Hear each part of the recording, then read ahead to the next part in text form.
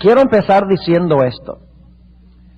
Si usted cree que Jesús en su venida gloriosa a esta tierra, cuando regrese va a quedarse aquí por 1000 años, usted tiene que creer también en la idea del rapto secreto.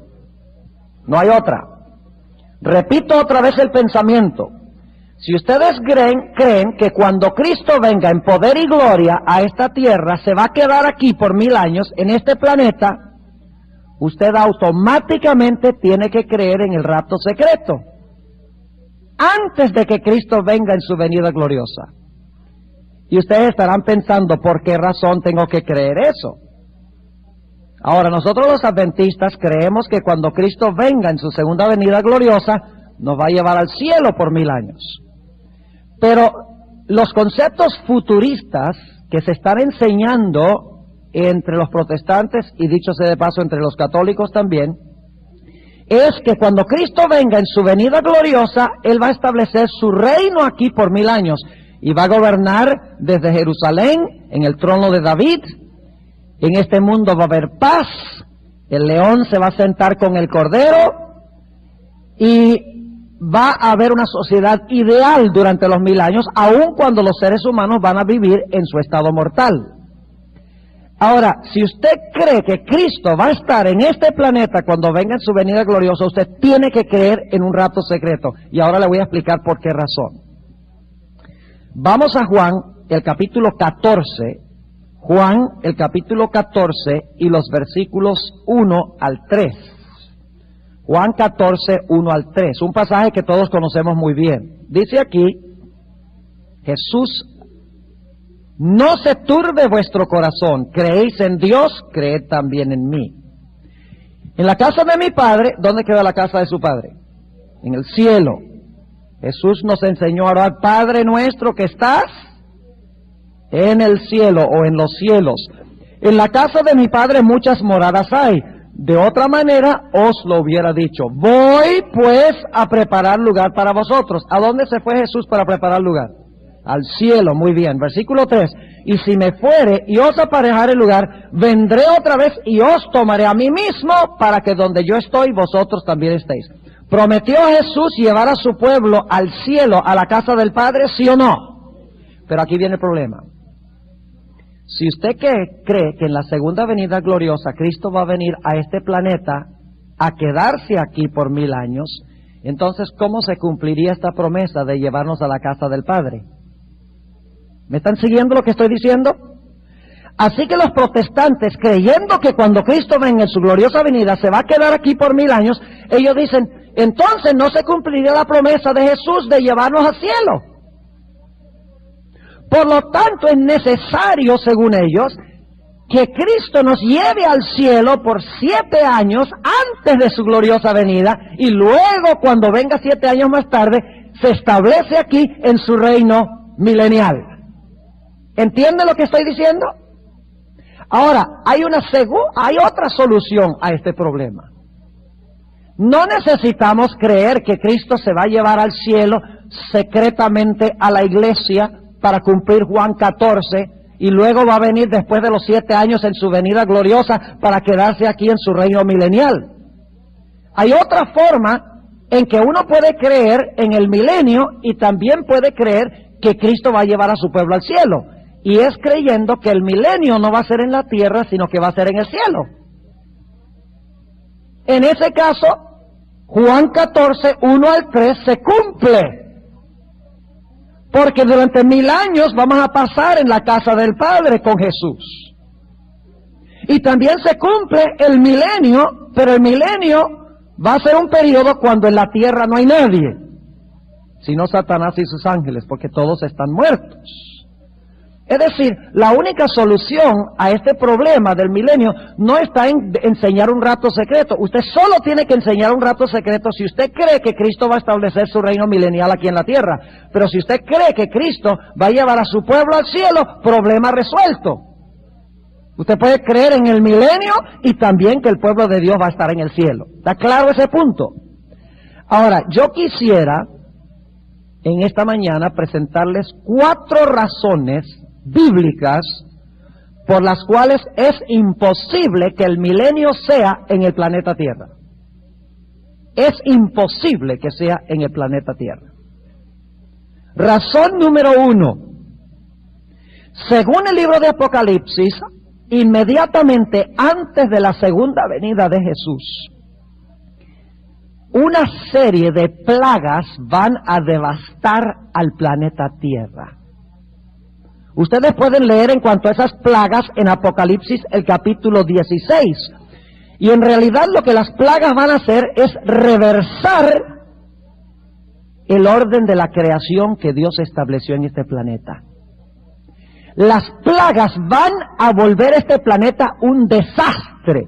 Si ustedes leen el libro de Apocalipsis, permítanme mencionarles algunas de las cosas que van a pasar en las plagas antes que Cristo venga. Pues antes que Jesús venga, no lo olviden. En primer lugar, la Biblia dice que todos los mares de la tierra se van a convertir en sangre. ¿Qué va a pasar con todos los peces en el mar? Van a morir. ¿Creen ustedes que va a haber una pestilencia horrenda en el planeta Tierra? Claro que sí. La segunda plaga dice que se van a convertir todas las fuentes de agua en sangre. ¿Qué podría vivir sin agua fresca? ¡Nada!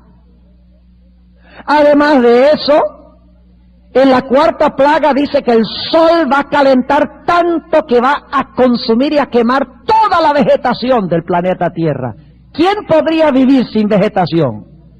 Nadie. Dice en Jeremías 4, un pasaje que vamos a leer en unos momentos, que ya no había aves, las aves se murieron también. Además de eso, la Biblia dice que hay una plaga donde habrá oscuridad. Después que el sol queme intensamente, va a haber una oscuridad lóbrega y terrible sobre el planeta, como antes de la creación. No va a haber aves. Y es más, en la sexta plaga, los seres humanos van a estar matándose los unos a los otros.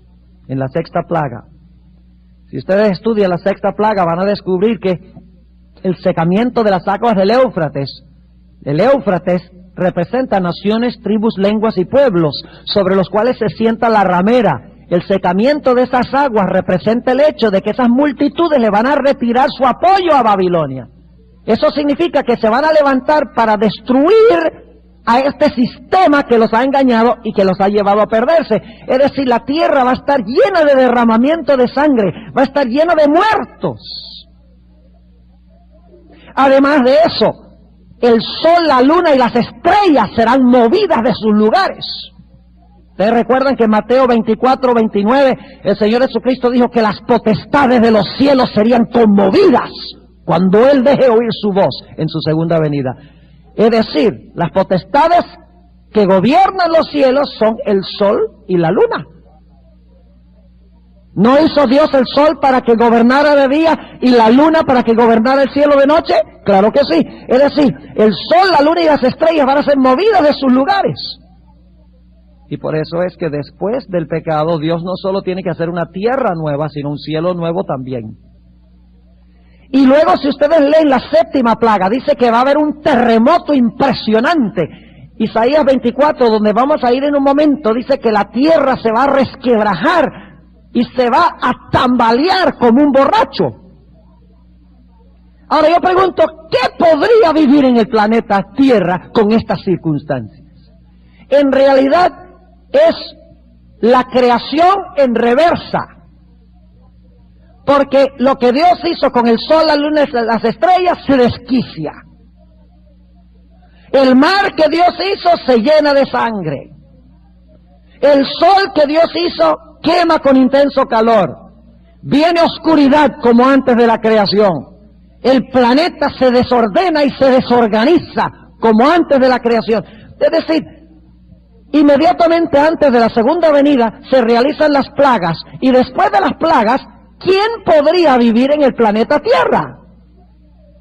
Nadie. Porque la creación ha sido volcada. Así que, ¿cómo es que dicen que esta tierra va a ser un paraíso hermoso? y que los desiertos se van a volver como tierra fértil y va a haber rosas en el desierto y el cordero y el león se van a sentar juntos. ¿Qué cordero y qué león si toda la hierba se quemó en la cuarta plaga? ¿Qué aves si todas se fueron? Vamos a ver en un momento. ¿Cómo que un paraíso lindo si la tierra va a estar resquebrajada? ¿Cómo va a vivir la gente sin tener que beber? Las aguas están todas contaminadas. El hecho de que inmediatamente antes de la segunda venida gloriosa de Cristo, las plagas destruyen el planeta Tierra, indica de que nadie podría vivir en este planeta, será inhabitable. Esa es la primera razón por la cual yo creo, bíblicamente, que durante el milenio no va a haber gente aquí en este planeta. Segunda razón. La segunda venida, según varios pasajes en la Biblia, será un evento desastroso para el planeta Tierra. Noten lo que dice Isaías, el capítulo 24. No solo las plagas antes que Cristo venga van a devastar el planeta Tierra, sino la segunda venida en sí va a acabar la devastación. Ahora imagínense ustedes, las 7 postreras plagas causan todos los daños que les he descrito, y luego más encima ahora Cristo viene en gloria y termina la obra de devastación. Note lo que dice ahí, Isaías 24, y vamos a leer aquí algunos versículos nada más. Versículo 1 dice, he aquí que Jehová vacía la tierra y la desnuda. ¿Dónde encontramos esa misma expresión, vacía? En Génesis 1, antes de la creación. Dice, vacía la tierra y la desnuda, y trastorna su haz, es decir, su superficie, y hace esparcir sus moradores. Versículo 3, del todo será vaciada la tierra, y enteramente saqueada, porque Jehová ha pronunciado esta palabra. Versículo 6, por esta causa la maldición consumió la tierra, sus moradores fueron asolados, por esta causa fueron consumidos los habitantes de la tierra, y quedaron pocos hombres, o como dice aquí, disminuyeron los hombres. Ustedes pueden continuar leyendo este capítulo, está hablando de la devastación en la segunda venida de Cristo. Ahora, vamos a brincar al versículo 18. Dice, y acontecerá que el que huirá de la voz del terror caerá en la cima, y el que saliere en medio de la cima será preso del lazo, porque de lo alto se abrieron las ventanas y temblarán los fundamentos de la tierra. Quebrantaráse del todo la tierra, enteramente desmenuzada será la tierra, en gran manera será la tierra conmovida. Temblará la tierra vacilando como un borracho. Es decir, la tierra se va a tambalear como se tambalea un borracho cuando Cristo venga. Sigue diciendo, temblará, versículo 20, temblará la tierra vacilando como un borracho y será removida como una choza y agravaráse sobre ella su pecado y caerá y nunca más se levantará. Y alguno dirá, ¿cómo sabe usted, pastor, que esto está hablando de la segunda venida de Cristo? Porque en los siguientes versículos lo comprueba. Noten el versículo 21. Y acontecerá en aquel día, ¿cuál día? ¿Qué día se acaba de describir? La segunda venida de Cristo. Y acontecerá que en aquel día Jehová visitará sobre el ejército sublime en lo alto. ¿Quién es el ejército sublime en lo alto? Satanás y sus ángeles. Estamos luchando contra poderes espirituales, ¿dónde? En los aires.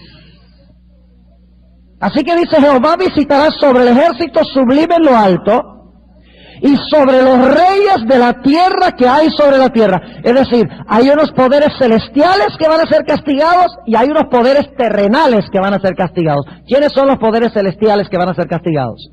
Satanás y sus ángeles. ¿Y quiénes son los poderes terrenales? Los reyes de la tierra. Lean Apocalipsis 19, la segunda venida. Dice que los reyes de la tierra están parados para hacer guerra contra el que está sobre el caballo blanco. Ahora fíjense lo que sigue diciendo. ¿Qué va a pasar con ellos? Versículo 22. Serán amontonados como se amontonan encarcelados en mazmorra. y en prisión quedarán encerrados. ¿Qué va a pasar con todos estos? ¿Van a ser qué?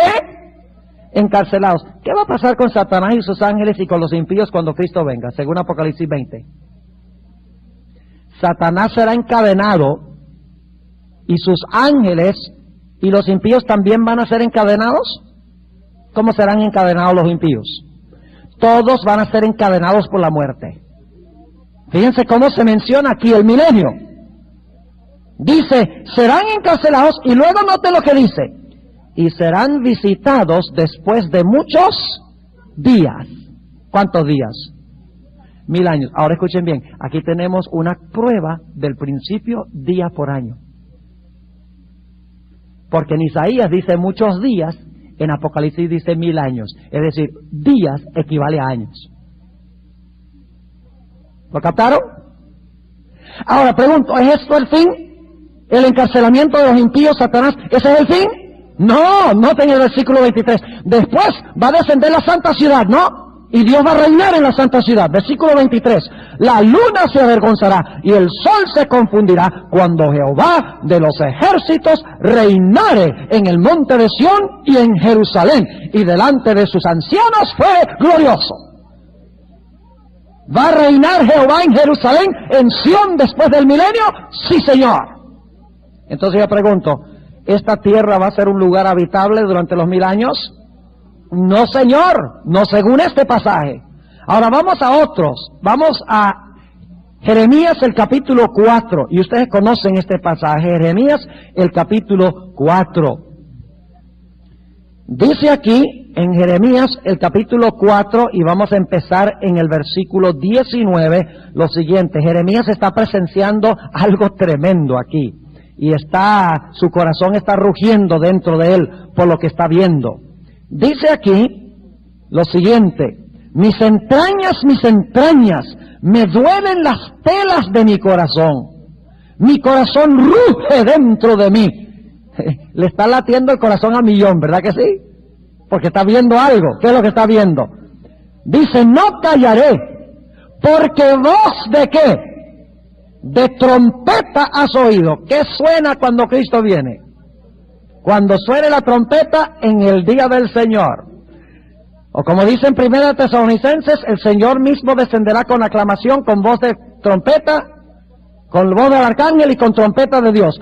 Sigue diciendo aquí, porque voz de trompeta has oído, oh alma mía, pregón de guerra. ¿Viene Cristo en son de guerra en su segunda venida?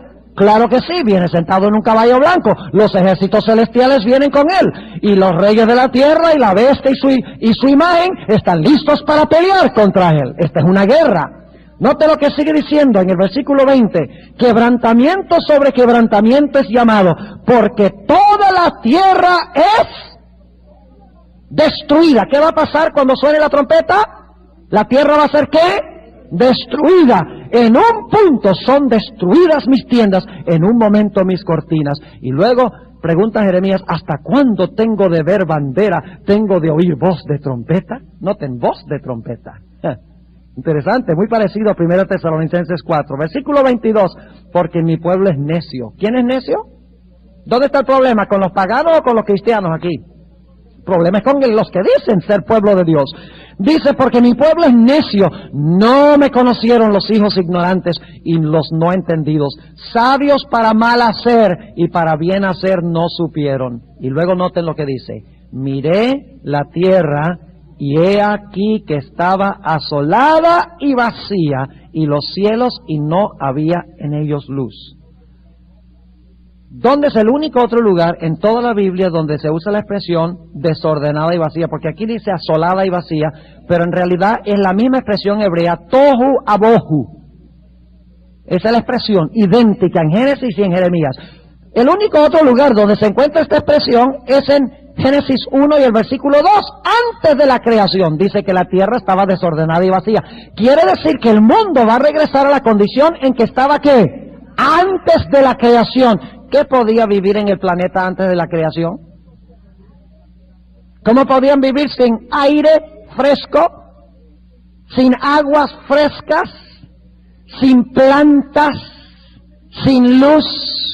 El hombre no podía vivir sin nada de eso antes que Dios lo creara. El mundo, según esto, va a regresar a la condición en la cual se encontraba antes de la creación. Porque dice Jeremías que cuando oye el sonido de la trompeta y viene Cristo y saquea al mundo y lo destruye, dice, miré la tierra y he aquí que estaba asolada y vacía, y los cielos y no había en ellos luz. Como antes de la creación no había luz, las tinieblas cubrían la tierra.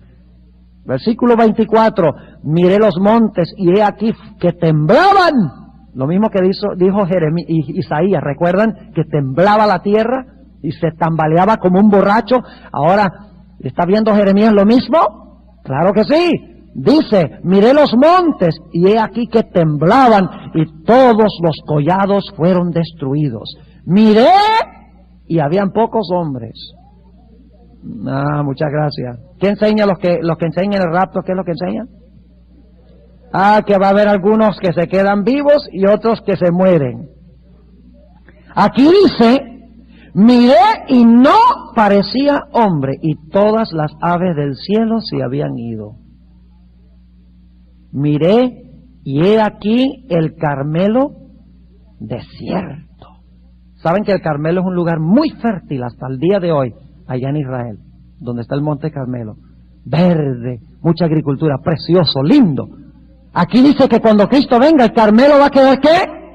Desierto. Y todas sus ciudades eran ¿qué? Asoladas a la presencia de Jehová, a la presencia del furor de su ira. Porque así dijo Jehová, toda la tierra será asolada, mas no haré consumación. ¿Todavía hay algo que hacer después de la segunda venida? Claro que sí. Ahora notemos un pasaje más en Jeremías 25 sobre este momento. A ver si este va a ser un paraíso hermoso, va a haber mucha gente viva, en paz, con los animales, la naturaleza va a estar toda en perfecta armonía. Vamos a ver si la Biblia enseña tal concepto. Jeremías 25 y el versículo 31 al 33. Y no vamos a leer el contexto, está hablando de los falsos pastores que engañaron a Israel. Ellos son los que son especialmente castigados. Dice en el versículo 31 de Jeremías 25, llegó el estruendo hasta el cabo de la tierra, porque juicio de Jehová con las gentes. Él es el juez de toda carne, entregará a los impíos a cuchillo, dice Jehová. Es interesante que en Apocalipsis 19, 21, cuando Cristo concluye su segunda venida, dice que el resto de los impíos fue destruido con la espada o con el cuchillo que salía de la boca del que estaba sentado sobre el caballo. Versículo 32, así ha dicho Jehová de los ejércitos, he aquí que el mal sale de gente en gente, y grande tempestad se levantará de los fines de la tierra, y serán muertos de Jehová en aquel día, desde el un cabo de la tierra hasta el otro cabo. No se endecharán, ni se recogerán, ni serán enterrados. Como estiércol serán sobre la haz de la tierra. ¿Quién podría vivir en el planeta Tierra con cadáveres de un lado de la tierra al otro lado? Nadie. La tierra va a estar podrida, infectada, según estos pasajes. Así que ahora tenemos dos razones por las cuales sabemos que aquí no va a vivir nadie durante el milenio, que significa que si no vamos a vivir aquí, ¿a dónde vamos a vivir? Vamos a vivir en la casa del Padre, como Jesús prometió. Usted no necesita enseñar un rapto secreto para creer que Cristo nos va a llevar al cielo. Lo único que necesita creer es que el milenio va a ser en el cielo para los hijos de Dios. Ahora, hay una tercera razón, y es una palabrita que encontramos nosotros en el libro de Génesis, el capítulo 1 y el versículo 2. Vayan conmigo a Génesis 1 y el versículo 2. Dice allí, en cuanto a la condición de la tierra antes de la creación, y la tierra estaba desordenada y vacía, y las tinieblas estaban sobre la haz del abismo. Esa palabra, la palabra hebrea es tehom, y en el griego del Antiguo Testamento griego, que se conoce como la Septuaginta, es la palabra abusos, de donde adquirimos la palabra abismo. Ahora fíjense cómo se describe la tierra. La tierra se describe no solo como desordenada y vacía, sino se habla del abismo antes de la creación. Ahora, encontramos en Génesis 7:11 que cuando viene el diluvio, algo sucede. Génesis 7 y el versículo 11, dice: el año 600 de la vida de Noé, en el mes segundo, a los 17 días del mes, aquel día fueron rotas todas las fuentes del grande abismo. La misma palabra, y las cataratas del cielo fueron abiertas. Es decir, antes de la creación la tierra se describe como abismo, y cuando Dios la destruye, en el diluvio se menciona también la palabra ¿qué? Abismo. ¿Y saben algo interesante? ¿Qué pasó con Satanás durante el diluvio? Yo pregunto, ¿la tierra fue completamente destruida en los días de Noé? Sí, señor. ¿Y qué le tocó a Satanás? ¿Cuántos de los impíos murieron en el diluvio? Todos. ¿Y Satanás y sus ángeles murieron? Ah, no, ellos no murieron. ¿Qué les pasó entonces? ¡Ah! ¡Estaban atados! La sierva de Dios dice que se le obligó a Satanás permanecer entre los revueltos elementos.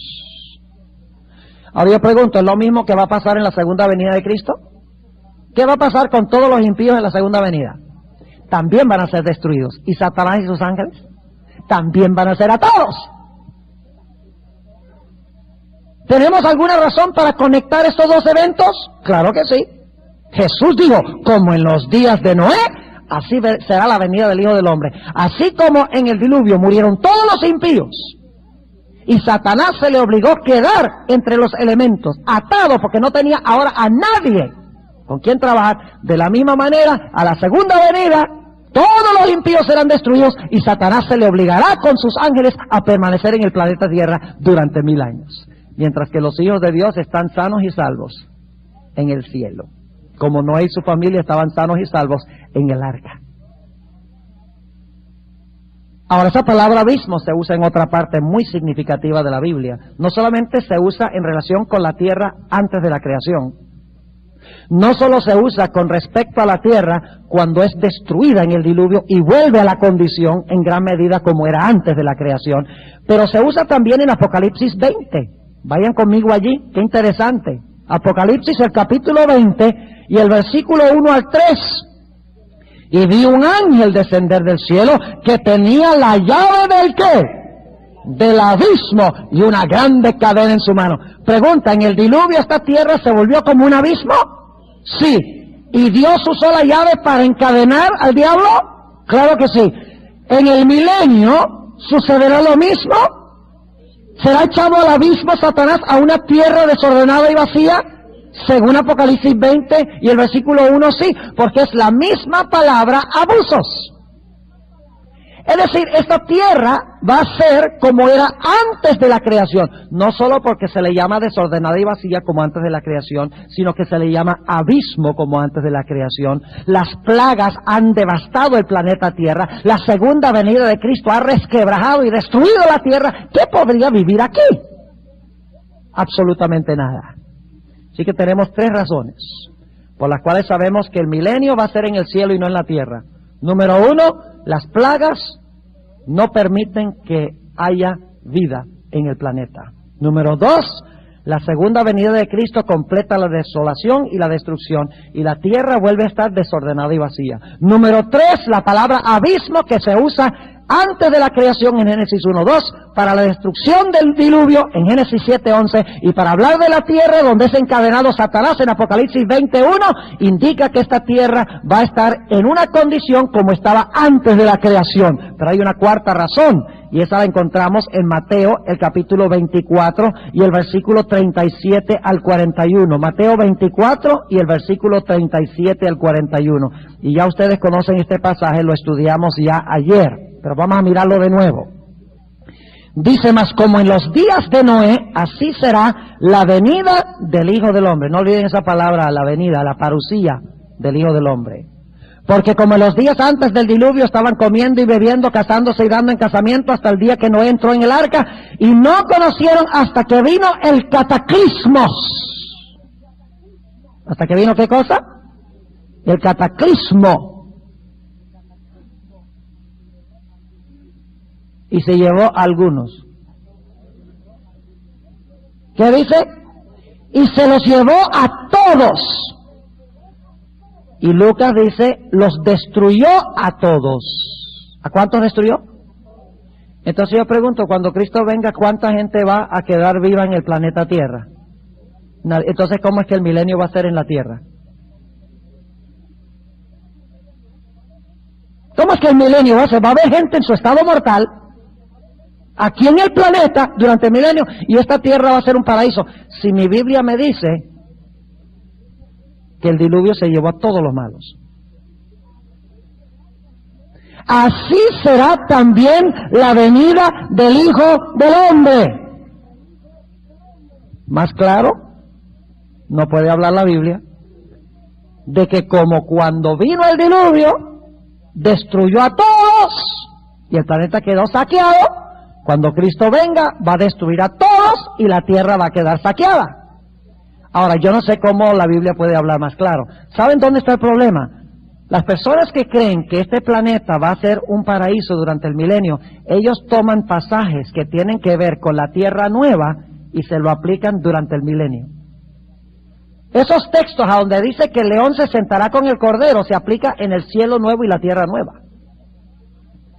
Donde dice que habrá paz en la tierra de mar a mar. No está hablando durante el milenio, está hablando de lo que pasa después del milenio. Pero ellos toman esos pasajes y se lo aplican al milenio. Y por esa razón no son capaces de compaginar estos cuadros que yo les he presentado de devastación y destrucción con su concepto del milenio. Es mucho más fácil seguir lo que dice la Sagrada Escritura y es creer que solo hay una venida de Cristo, la segunda venida de Cristo en poder y gloria. La tierra queda desordenada y vacía. Como no puede la tierra sostener a nadie, Dios lleva a su pueblo al cielo, a donde sí puedan vivir. Satanás y sus ángeles son atados en el planeta. Y después del milenio, Cristo regresa, resucita a los impíos, como veremos en un momento, los juzga, los destruye finalmente, y luego Cristo hace un cielo nuevo y una tierra nueva. Ese es el panorama que presenta la Biblia. Es un panorama tan sencillo. No tiene usted que inventar raptos secretos de la iglesia antes de la segunda venida, porque en ese caso, si el rapto se realiza antes de la segunda venida, entonces la segunda venida sería la tercera venida, si lo piensan bien. Ahora, vamos a un último punto en cuanto a esto. La clave para comprender el destino de los justos y de los impíos se halla en el concepto de las dos resurrecciones. Vamos a hablar un momentico de las dos resurrecciones y va a comprobar, dicho sea de paso, esto va a comprobar sin lugar a dudas, en realidad esto sería un quinto argumento, de que durante el milenio los impíos van a estar muertos y los justos van a estar en el cielo. La clave para entender este asunto del milenio es entender las dos resurrecciones. Ahora vamos a Juan, el capítulo 5 y el versículo 28 y 29. Juan 5, 28 y 29. Dice aquí nuestro Señor Jesucristo: no os maravilléis de esto, porque vendrá la hora cuando todos los que están en los sepulcros oirán su voz. Los que hicieron bien saldrán a resurrección de vida, mas los que hicieron mal a resurrección de condenación. ¿Cuántas resurrecciones hay? Hay dos resurrecciones. Ahora surge la pregunta, ¿cuándo es la primera resurrección? Ustedes saben esto. Vamos a Primera de Tesalonicenses, el capítulo 4. Y vamos a leer el versículo 14. ¿Saben? Generalmente cuando leemos Primera de Tesalonicenses 4 empezamos con el 15, porque el 14 tiene un problema. Entonces no vamos a esconder los problemas, vamos a resolver los problemas. Porque a veces los adventistas somos expertos en eso. Cuando hablamos del estado de los muertos, usamos los textos que siempre usamos, Eclesiastés 9:5, donde decimos, los vivos saben que han de morir, mas los muertos nada saben. Y cuando alguien nos presenta el texto donde Pablo dice, quiero estar ausente del cuerpo y presente con el Señor, decimos, no, vamos a otro texto. Hacemos como los testigos de Jehová. Dios no quiere que hagamos eso, Dios quiere que nos enfrentemos a los problemas, cara a cara, y que los resolvamos. Vamos a mirar este texto, 1 Tesalonicenses 4:14. Porque si creemos que Jesús murió y resucitó, así traerá Dios con Él a los que durmieron en Jesús. Ahora, ¿cuál es el problema con este texto? Este texto da la impresión de que cuando Cristo venga, se va a traer con Él a los que murieron. Ahora, si los va a traer con Él, tienen que estar ¿dónde? En el cielo. ¿Entienden el problema con el texto? Ahora, no se asusten cuando leen un texto así. Porque hay una solución al texto si uno lo lee con cuidado y lee el contexto. Vamos a mirarlo otra vez cuidadosamente. Dice, porque si creemos que Jesús murió y ¿qué? Y resucitó, fíjense. Jesús murió, fue sepultado y ¿qué? Y resucitó. ¿Y luego qué pasó con Cristo después que resucitó? Fue arrebatado. Vayan conmigo, guarden su lugar ahí en 1 Tesalonicenses 4 y vayan conmigo a Apocalipsis 12 y el versículo 5. Hay una palabrita muy importante aquí. Apocalipsis 12 y el versículo 5. Dice, hablando de la mujer, y ella parió un hijo varón, el cual había de regir todas las gentes con vara de hierro, y su hijo fue arrebatado para Dios y a su trono. ¿Dónde estaba Dios el Padre cuando Jesús fue arrebatado? ¿Dónde estaba el Padre? En el cielo, porque fue arrebatado a Dios y a su trono. Ahora fíjense el cuadro. Jesús murió, fue sepultado, resucitó y luego fue arrebatado ¿a dónde? A la casa de su Padre. Ahora noten nuevamente el versículo 14. Porque si creemos que Jesús murió y resucitó, así también, ¿qué se está haciendo aquí? ¿Una qué? Una comparación entre lo que pasó con Cristo y lo que va a pasar con ¿quiénes? Lo que va a pasar con nosotros. Si llegásemos a morir antes que Cristo venga.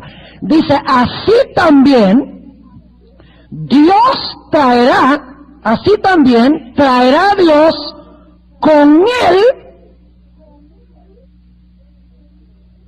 ¿Quién es este Él que encontramos aquí? Traerá Dios con Él.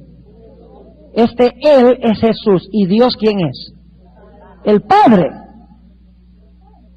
A los que durmieron en Jesús. Ahora, lo que está diciendo este texto es que Dios está ¿dónde? En el cielo. Y Dios va a traer con Jesús ¿a dónde? Al cielo, a donde está el Padre. Y la clave es que dice así también. Lo que pasó con Jesús, pasará con su pueblo. Jesús murió, fue sepultado, resucitó y fue ¿qué? Arrebatado. ¿Para ir a dónde? ¿A la casa de quién? De su Padre. Así también los que durmieron en Cristo, murieron, fueron sepultados, resucitarán y serán ¿qué? Arrebatados a Dios y a su trono, porque irán a la casa del Padre ¿con quién? Con Jesús. ¿Lo entienden ahora? Es decir, no está hablando aquí que los que durmieron vienen con Jesús a la tierra, sino que los que durmieron van con Jesús al Padre. ¿Están conmigo? Ahora, por si acaso alguna duda, que esa sea la interpretación correcta, el contexto lo deja clarito. El versículo 15. Por lo cual os decimos esto en palabra del Señor, que nosotros que vivimos, que habremos quedado hasta la venida del Señor, no seremos delanteros a los que durmieron. Porque el mismo Señor, con aclamación, con voz de arcángel y con trompeta de Dios, descenderá del cielo, y los muertos en Cristo resucitarán primero. ¿Dónde están los que durmieron, según esto? ¿Dónde están los que durmieron? Ah, están en el sepulcro. Y si están en el sepulcro, ¿cómo es que Cristo cuando venga se los trae con Él? Es que cuando se estudia con cuidado, uno ve que toda esta forma de torcer la Escritura que tiene la gente, porque ellos creen que los muertos no están muertos y tienen que buscar apoyo bíblico para comprobar las ideas que tienen. Así que dice claramente, por lo cual, versículo 15, os decimos esto en palabra del Señor, que nosotros que vivimos, que habremos quedado hasta la venida del Señor, no seremos delanteros a los que durmieron, porque el mismo Señor con aclamación, con voz de arcángel y con trompeta de Dios, descenderá del cielo y los muertos en Cristo resucitarán primero. Yo pregunto, ¿los que murieron como Cristo? Sí. ¿Fueron sepultados como Cristo? ¿Resucitaron como Cristo? ¿Y ahora qué va a pasar con ellos? Versículo 17. Luego nosotros los que vivimos, los que quedamos juntamente con ellos, seremos arrebatados en las nubes. ¿Saben que esa es la misma palabra donde habla del arrebatamiento de Cristo en Apocalipsis 12:5? Donde dice fue arrebatado a Dios y a su trono. Aquí dice, seremos ¿qué? Arrebatados. ¿Quiénes? Los que vivimos con los que ¿qué? Con los que durmieron, a recibir al Señor, ¿dónde? En el aire, y así estaremos siempre con el Señor. ¿Cuándo es que vamos a estar con el Señor? ¿Cuando nos morimos o cuando Cristo venga? Si es cuando Cristo venga, nos fuimos allá cuando nos morimos. ¿Ven cómo el contexto explica este texto? Está diciendo como Jesús murió, fue sepultado, resucitó, fue arrebatado a la casa de su Padre, de la misma manera, nosotros, si morimos antes que Cristo venga, seremos sepultados, resucitaremos, seremos arrebatados en las nubes a encontrarnos con Jesús y luego todos iremos juntos ¿a dónde? Con Jesús, ¿a dónde está Dios?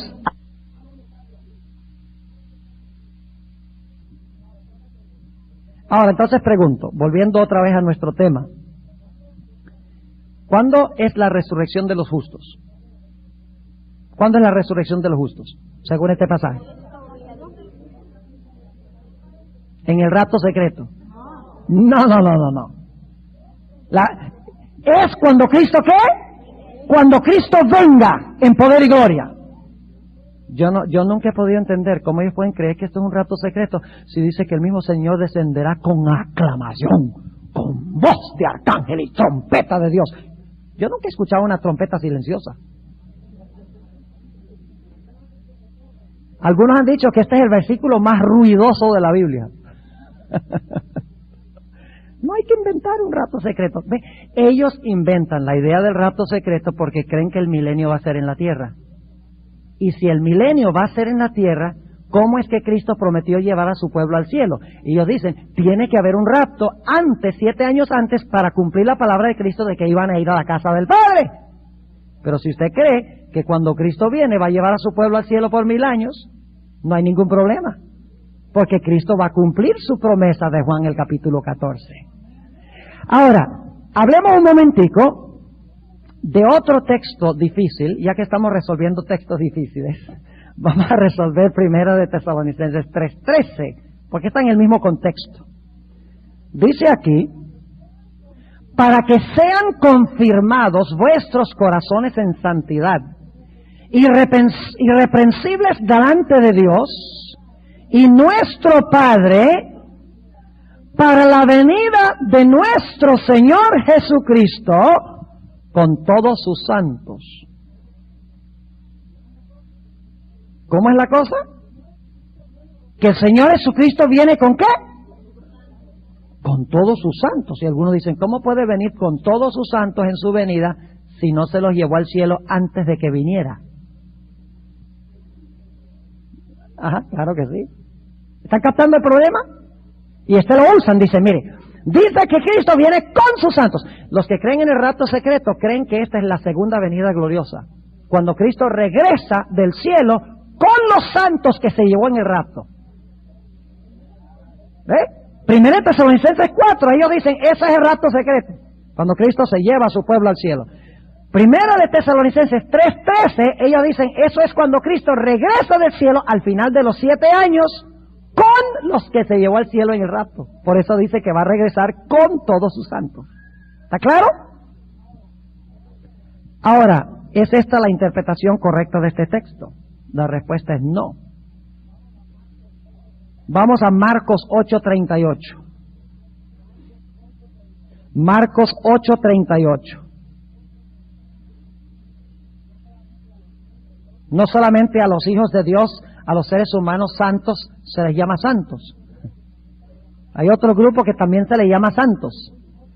Noten Marcos 8 y el versículo 38. Dice, porque el que se avergonzara de mí y de mis palabras en esta generación adulterina y pecadora, el Hijo del Hombre se avergonzará también de él cuando vendrá en la gloria de su Padre con los santos ángeles. ¿Quiénes más son santos? Entonces, cuando Cristo venga, ¿puede venir con los santos sin que los santos sean humanos? Claro que sí, porque los ángeles también se les llama ¿qué? Santos. Y en todos los demás textos dice que Jesús viene es ¿con quiénes? Con sus santos ángeles, como dice aquí. Ahora, vayan conmigo a otro par de textos. Vamos a el libro de Deuteronomio, para ver quiénes son estos santos. Y aquí está hablando de la venida de Dios al monte Sinaí para dar su ley en el Antiguo Testamento. Deuteronomio, el capítulo 33 y el versículo 1 y 2. Dice, y esta es la bendición con la cual bendijo Moisés, varón de Dios, a los hijos de Israel antes que muriese.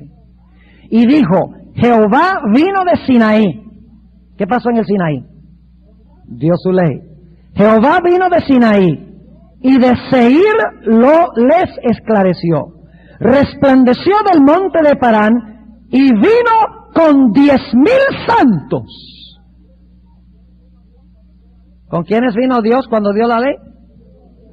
Y por si acaso alguno se pregunta si esto está hablando de cuando dio la ley, la última parte del versículo dice, a su diestra la ley de fuego para ellos. ¿Con quién vino Dios? Con 10,000 santos. Ah, pues yo me imagino que esos fueron los que murieron y se fueron al cielo. ¿Ah? ¿Quiénes son esos 10,000 santos? ¡Los ángeles! Vamos a Judas 7. Dejamos que la Biblia explique la Biblia. No le metemos nuestros conceptos a la Biblia, dejamos que la Biblia misma se explique sola. Judas 7. Y aquí está hablando de la segunda venida del Señor Jesucristo.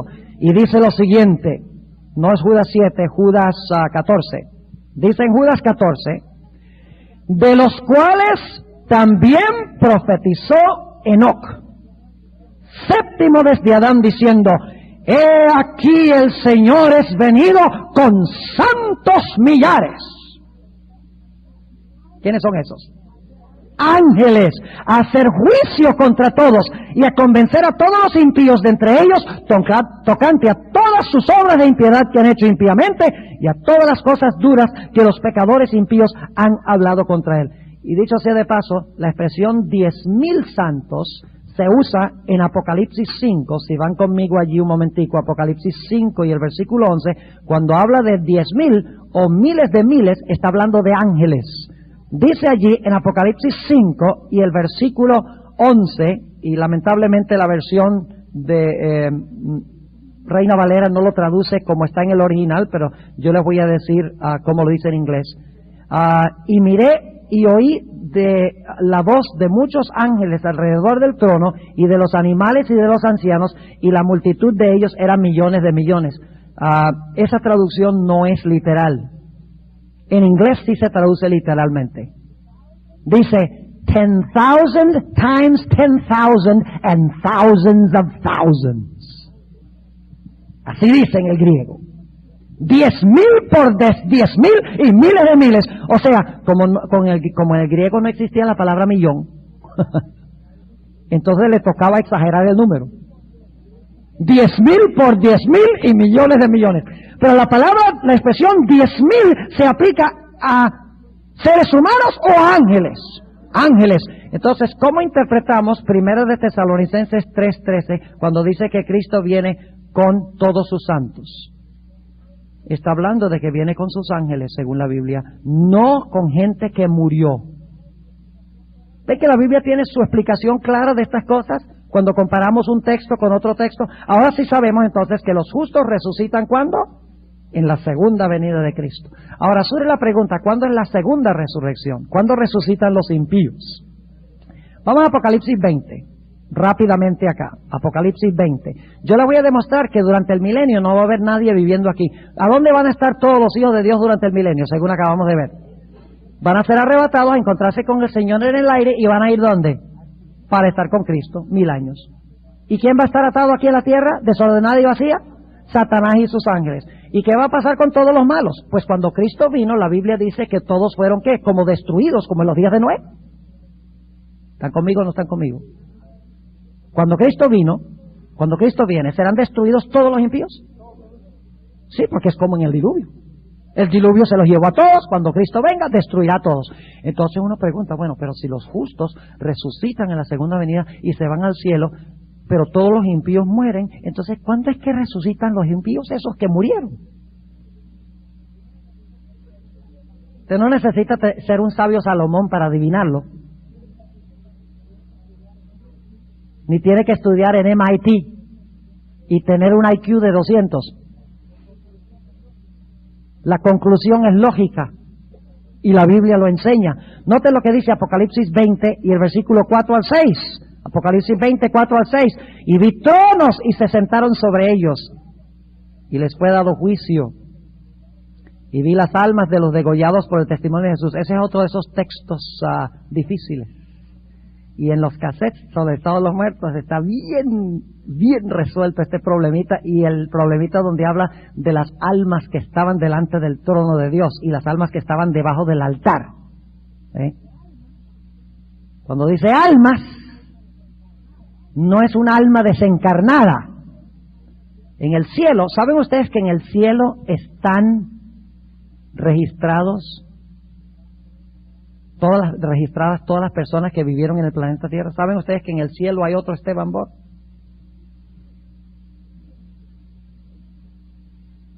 ¿Cómo? ¿Cómo así? Sí. Ten misericordia, con uno solo nos basta. ¿Saben ustedes que Dios tiene a toda persona que está en el planeta Tierra, lo tiene anotado en un libro celestial idéntico? Es decir, Dios tiene un registro exacto, una transcripción exacta de usted, sin faltarle ni una respiración. No solo lo que ha pasado por fuera, sino lo que ha pasado por dentro también. Pensamientos, sentimientos, emociones, cada palabra que usted habla, cada acción que desempeña. Dios tiene una fotocopia suya allá en el cielo. La fotocopia no está viva porque está nada más escrita. Está vivo aquí, pero allá está escrito. Como Cristo está en persona en el cielo y en la Biblia está escrita. Escrito. Ahora, cuando habla de las almas que están debajo del altar, se está refiriendo a las personas que están allá a través de sus registros. Pero tienen que conseguir el cassette para tener toda la exposición completa. Noten nuevamente, dice el versículo 4, vi tronos y se sentaron sobre ellos y les fue dado juicio. Y vi las almas de los degollados por el testimonio de Jesús, que no habían adorado a la bestia ni a su imagen, y que no recibieron la señal en sus frentes ni en sus manos, y vivieron y reinaron con Cristo 1000 años. ¿Qué pasó con los que estaban muertos? Con los que fueron martirizados. Dice que ¿qué? Vivieron. ¿Significa que resucitaron, sí o no? ¿Y luego qué hacen después de resucitar? Reinan con Cristo, ¿cuánto? 1000 años en la tierra. Ya hemos visto que eso es imposible. Entonces, ¿a dónde tienen que reinar? Pues en el cielo. No hay otra. Ahora, noten el versículo 5. Tenemos un problemita aquí que quiero resolver.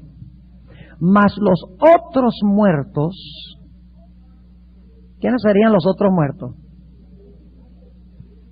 Pues si los santos resucitan al principio del milenio y reinan con Cristo 1000 años, como vimos en 1 Tesalonicenses 4, y aquí en Apocalipsis 24, usted no necesita ser muy inteligente para llegar a la conclusión que los otros muertos tienen que ser los malos. Mas los otros muertos no tornaron a vivir hasta que sean cumplidos 1000 años. Y luego aquí está el problema, dice, esta es la primera resurrección. Ahora, da la impresión de que los que resucitan después del milenio resucitan en la primera resurrección. Hay una solución a este problema. Y en inglés la versión, el New International Version, que es la que más usan los cristianos hoy en día, le pone un paréntesis. Recuerden que los signos de puntuación no había Cuando escribieron originalmente los autores bíblicos, no pusieron ni punto, ni coma, ni paréntesis, ni signo de interrogación, ni signo de exclamación. Todo eso fue agregado por los traductores a donde ellos creen que deben estar. Lo que pasa es que a veces se les escapa una comita, como lo que dijo Jesús al ladrón en la cruz. De cierto te digo, hoy estarás conmigo en el paraíso. Le ponen la coma así, los protestantes, ¿verdad? Dicen, de cierto te digo, hoy estarás conmigo en el paraíso. Si usted pone la coma, es después de cierto os digo, coma, hoy estarás conmigo en el paraíso, tenemos problemas con lo que dice la Biblia en cuanto a los muertos. Pero si usted pone la coma, de cierto te digo, hoy estarás conmigo en el paraíso, no hay ningún problema con los otros textos bíblicos. Pero la coma la pusieron los traductores. Ahora, aquí debe haber un paréntesis desde donde comienza el versículo 5 hasta donde dice cumplidos 1000 años. Usted tiene que tener un paréntesis. Esto no es invento de Esteban Borr. La versión más usada por los cristianos hoy en día lo hace. Porque los traductores saben que esta es una expresión parentética. Es para hacer una aclaración a Juan sobre los otros muertos. Ahora, vamos a leer el versículo 4, saltamos lo que les dije que debe ir entre paréntesis y leemos solo la última frase del versículo 5 para que ustedes me digan si tiene sentido. Versículo 4, vi tronos y se sentaron sobre ellos y les fue dado juicio. Vi las almas de los degollados por el testimonio de Jesús y por la palabra de Dios, y que no habían adorado la bestia ni a su imagen, y que no recibieron la señal en sus frentes ni en sus manos, y vivieron y reinaron con Cristo 1000 años. Esta es la primera resurrección. ¿Tiene sentido? Claro que sí. Porque Pablo dijo, los muertos en Cristo resucitarán primero. Así que el resto del versículo 5 debe estar en paréntesis. Se está rompiendo o interrumpiendo mejor la argumentación del pasaje para hacer una aclaración. Por eso usted usa paréntesis, ¿verdad? El paréntesis rompe o interrumpe la argumentación para hacer una aclaración. Y en un momento les voy a comprobar bíblicamente que esto es cierto. No, yo les digo que deben poner el paréntesis, pero el contexto lo indica claramente. Versículo 6. Bienaventurado y santo el que tiene parte en la primera resurrección. No puede ser los otros muertos, porque los muertos en Cristo resucitan antes del milenio y estos otros muertos no resucitan sino hasta el final. ¿Está claro? Bienaventurado y santo el que tiene parte en la primera resurrección. Ahora escuchen esto. La segunda muerte no tiene potestad en estos. Entonces la pregunta es, ¿en quiénes tiene potestad la segunda muerte? Si no tienen estos, pero si tienen otros. ¿En cuáles otros? Los otros muertos que no viven ¿hasta cuándo? Hasta después de 1000 años. Ahora escuchen lo que les voy a decir. Aquí viene el punto clave. Todos los seres humanos, sin excepción, nacieron de su madre a su primera vida. ¿De acuerdo? A su primera vida. Y usted dice, ¿hay más que una? Sí. Todos nosotros nacimos de nuestra madre y estamos viviendo ahora nuestra primera vida. ¿Qué pasa si nosotros morimos en Cristo? Vivimos nuestra primera vida, morimos y resucitamos ¿en qué? ¿En cuál resurrección? En la primera resurrección, y luego entonces vamos a vivir de nuevo, digamos una segunda vida, por así decirlo, una segunda vida. ¿Y cuánto tiempo va a durar esa vida? Para siempre. No hay más muerte. No habrá más muerte, dice en Apocalipsis. Ni clamor ni dolor, no más muerte. Es decir, los que están en Cristo viven su primera vida, mueren, resucitan a su segunda vida, por así decirlo, y luego no mueren más. Ahora hablemos de los impíos. ¿Los impíos también vivieron su primera vida? ¿Los impíos también murieron su primera muerte? ¿Los impíos también van a resucitar? Y cuando resuciten a su segunda vida, ¿qué va a pasar con ellos? Van a sufrir la muerte segunda. Usted no puede tener una muerte segunda, al menos que ha sufrido una muerte primera. Ahora escuchen esto. En Apocalipsis, siempre que se habla de muerte segunda, es algo que sucede después del milenio. Siempre sin excepción. La muerte segunda es después del milenio, lo cual significa que si la muerte segunda es después del milenio, entonces la resurrección de los impíos tiene que ser ¿cuándo? Tiene que ser después del milenio. Es decir, los impíos viven su primera vida, mueren,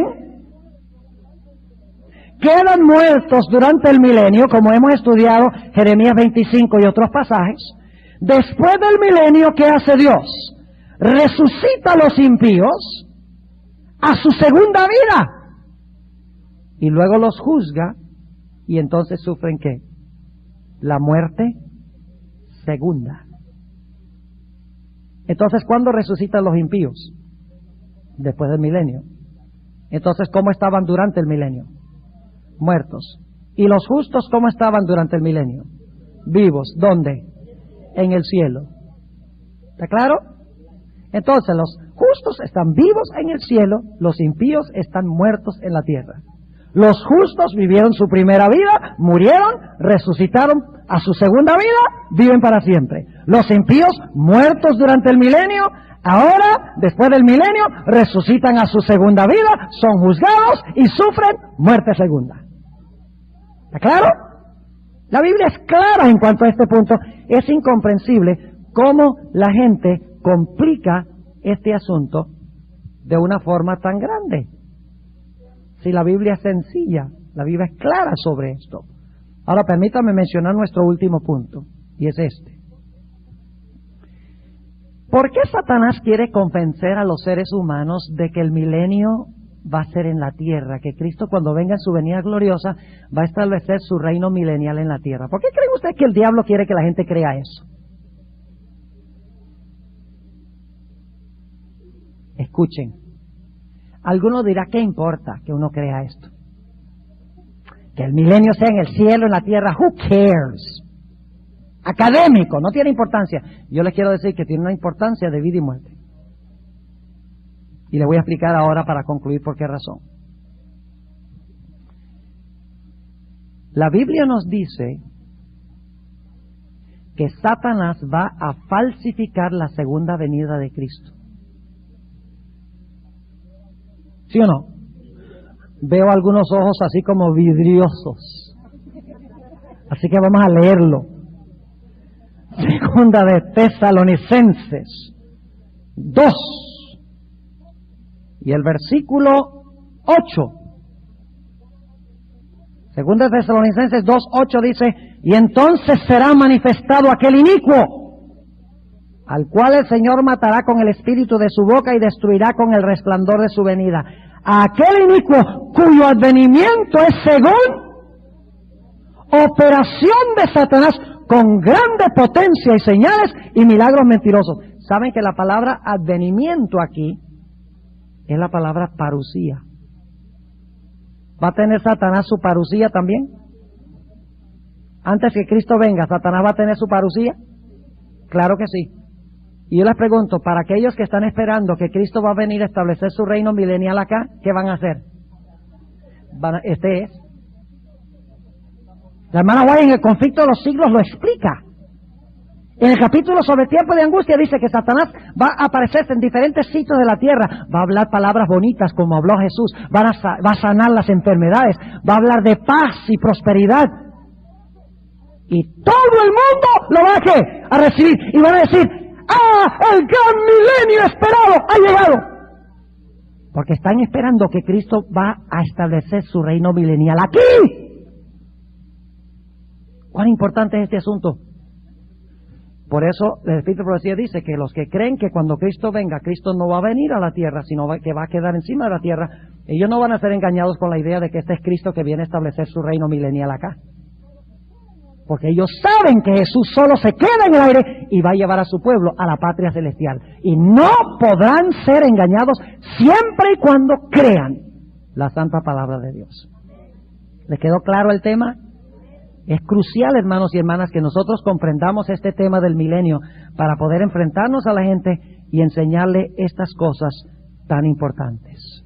Bien, vamos a tener una palabra de oración y luego el pastor nos va a decir, nos va a dar instrucciones sobre qué hacer Vamos a tomar un break y entonces volvemos para hablar de las implicaciones del futurismo. Oremos. Pongámonos de pie, han estado sentados ya mucho tiempo.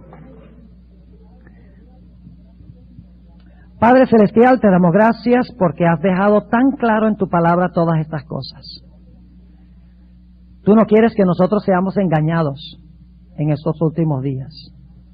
Y por eso nos has dejado en tu palabra claramente revelado cómo vendrá Jesús. Te agradecemos por ello. Te pedimos que nos ayudes cada día a enamorarnos de Jesús, para que cuando Él venga podamos ser arrebatados, podamos ir al cielo, pasar los 1000 años de luna de miel con nuestro Señor, y luego podamos pasar una eternidad contigo, con Jesús, con el Espíritu Santo, con los ángeles, con todos los seres celestiales, en esa patria que nunca pasará. Gracias, Señor, por escucharnos, porque te lo pedimos en el nombre de